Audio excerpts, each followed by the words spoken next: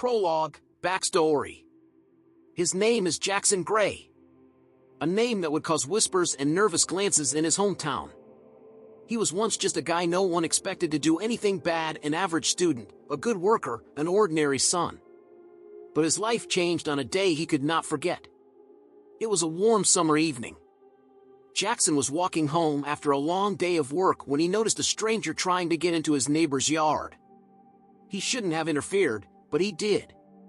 "Hey, what are you doing?" he called out, approaching. The man turned around, his eyes blazing with anger. A knife flashed in his hands. Jackson didn't have time to react before the stranger lunged at him. It all happened so fast, the blow, the struggle, the fall to the ground. Despairing and afraid, Jackson grabbed a rock and struck. Again. And again. When he stopped, the man's body lay motionless. Jackson's breathing was ragged, his hands were shaking. He looked around, there was no one around. He told himself it was self-defense, but the memories of his last moments haunted him. In court, he tried to explain, but no one listened. "You're a monster," the victim's wife screamed at the last hearing, her face contorted with pain. Jackson sat with his head down, looking at his hands, which now seemed alien, as if they, and not he, had committed the murder. Part 1, Escape. A dark prison corridor, cold, filled with the smell of despair and rot. The sounds of guards' footsteps, the loud clanking of iron doors, all this filled him with hopelessness. Jackson knew that he would not survive here, not with this brand of a killer, not with this oppression on his heart. Escape was his only chance. The plan had been brewing for several months. It all started with maps that he made from memory, watching the movements of the guards. But most importantly, he learned about an old, almost forgotten part of the sewer system that led straight to the forest behind the prison. This information cost him several weeks of hunger and several blows from cellmates whom he refused to help. He stood in the corner of the cell, listening to the rain outside the window, when the guard, as usual, approached the door. Pulling himself together, Jackson pretended to lose consciousness. The roar of the guards, the noise of the door opening, and the sudden impact all passed in a blur. The keys were in his hand. "This is your chance, don't miss it," he whispered to himself. The sewer greeted him with black, sticky mud. The smell was unbearable, but the worst thing was the sounds. Rustles, echoes, as if someone was whispering in the void. Jackson pushed forward, clinging to the cold walls, feeling the cobwebs sticking to his face. The dark stories he had heard from other prisoners thundered in his head. This forest swallows people. No one comes back. Finally, he got outside. The wind hit his face, and the forest in front of him seemed like a living creature. The trees whispered something dull, their branches resembled ugly hands. Every step in this rotten, dark place echoed in his mind. Jackson knew he wasn't just running from the law anymore, he was running from something far worse. A leap into the darkness. A thud. The silence of the forest. Jackson disappeared into the trees, his breathing louder than the wind. Every branch felt like a trap, every sound like a signal for his end. He was like a cornered animal. The night was getting deeper, the forest was getting darker. Part 2, The Hunter. On the third night, he met him, a man with a gun. But this was no ordinary hunter. Jackson noticed the tripwires scattered around the camp and saw the man hiding the carcass of a dead deer under a camouflage net. This was a poacher, and his hands were as dirty as the gun. Jackson stepped closer, trying to remain calm. "Hey, I'm just passing through. Not looking for trouble." The man turned around, his face twisted in anger, like a mask. "Passing? On my land?" His voice was sharp as a whip. Jackson felt the air around him tighten. He looked at the dead animal, whose eyes were still wide open, and something inside him boiled. He remembered his dog Bailey, whom he had lost when he was young to hunters who had surrounded their farm. "What are you doing? You have no conscience!" Jackson shouted, feeling the rage escaping. The man laughed, but there was nothing human in that laugh. "You, who escaped from prison, are telling me about rights." He stepped closer, the knife flashing in his hands. The poacher's words were the last straw. Jackson rushed at him, not thinking and not feeling anything. It was complete madness. A dirty fight, brutal, filled with the sounds of tearing fabric, blows and blood. When it was all over, Jackson stood over the body. His hands were shaking and his ears were ringing. He whispered, almost not hearing himself, again. "You should have stopped at least this time." But his gaze fell on the knife that lay nearby. For a moment, he felt something dark and terrible echoing inside him.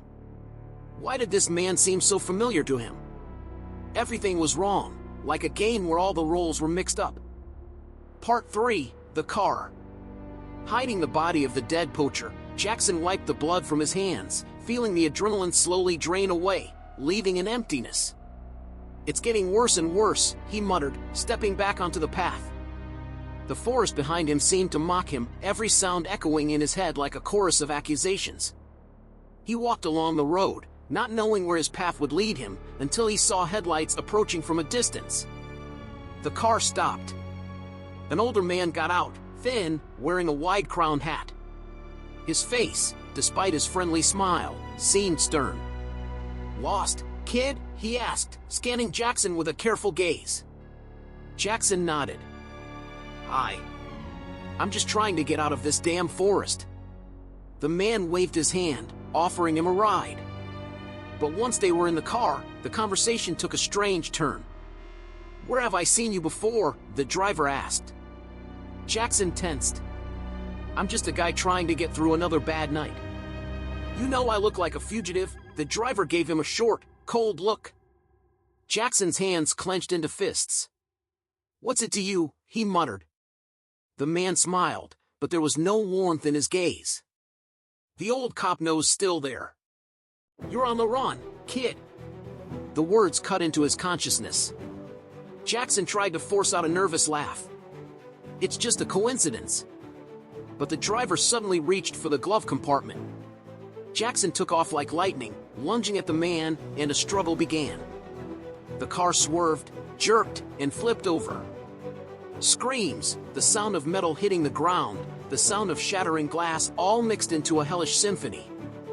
When Jackson climbed out, all cut up by shrapnel, he saw the motionless body of the driver. The man was not breathing. His head was turned unnaturally, his eyes staring into space. Jackson sat down on the ground, clutching his head in his hands. "Damn it! It was me. I did it again." His heart was pounding like a drum. The meaning of what was happening refused to reach his consciousness. He did not want this, but deep down he knew, understood, everything he touched now turns to death. The stars above his head twinkled indifferently, as if they were watching his suffering. He stood up and, staggering, moved further down the road, leaving another tragedy in his wake. Part 4, the solution. Jackson felt the world crumbling around him. He ran until he collapsed. His mind, like an enchanted mirror, reflected back the faces of the people he had met along the way. Their eyes, filled with reproach and pain, looked straight into his soul. His mother's words surfaced like an inescapable sentence: "Everyone pays for their sins, son." He had killed the hunter, but not just like that. He had been a poacher, a strangler of life, an enemy of everything Jackson had ever loved. But that truth brought no relief now. Then there was the driver, an old man with a stern gaze and a tenacious mind who had seen through him too quickly. And now he was a victim of his own decisions. Broken and tired, Jackson lay on the ground by the side of the road. The dirt and cold of the earth seemed to penetrate him from within, making not only his body but also his mind tremble. The sky above him was so quiet and indifferent, as if the world had rejected him forever. He closed his eyes and whispered, "Forgive me if you can." But who should forgive? Those he sent to the grave, or himself? His lips trembled, and a half-groan, half-roar escaped from his chest. "I didn't want this. It's not my fault." The world was contemptuously silent, and this silence sounded louder than any scream. Part 5, Death. The headlights pierced the night. The car, not noticing Jackson, crashed into his body at full speed. The last thing he felt was... no, not pain. It was warmth, and it was not from the lights. It was something else, inexplicable, like forgiveness that he did not expect, but craved with all his heart. His consciousness, clinging to the last threads of life, drew a hunter in front of him. "You were the one who should have died," the man whispered loudly, and his finger, like a gun, was pointed at Jackson's chest. His voice now sounded a strange mixture of reproach and understanding. Jackson wanted to say something, but his breathing became shallow, and the words were stuck somewhere deep inside. His gaze, clouded with pain, still expressed relief. The darkness began to slowly envelop him, but it did not frighten him. He felt the world finally letting go of him. Everything disappeared into an endless peace that seemed well-earned. Epilogue. When Jackson's body was found in the morning, a smile froze on his face. Maybe in his last moments he realized something he hadn't seen his whole life. Maybe he felt that his duty to himself was fulfilled. Or it was just an illusion, the last gift of a dying consciousness. Be that as it may, his story became a lesson for everyone who heard about it.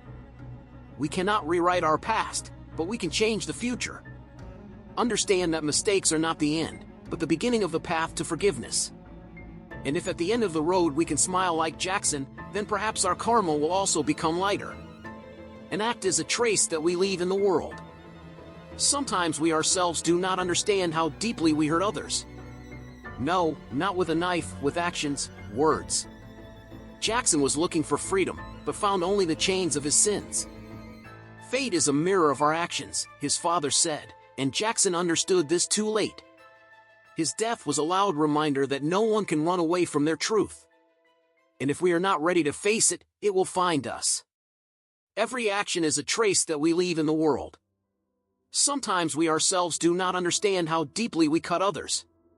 Karma is the effect of a chain of events, where each action gives rise to consequences. This is not mysticism, but logic. Our decisions, our mistakes create the path we follow. But is there an end to this path? Or are we forced to repeat our mistakes over and over again until we find the strength to correct them? Jackson became a victim of his passions, his fears. He believed that he could escape, but the truth caught up with him. His meeting with the hunter, the driver, his dark thoughts, these were not accidents.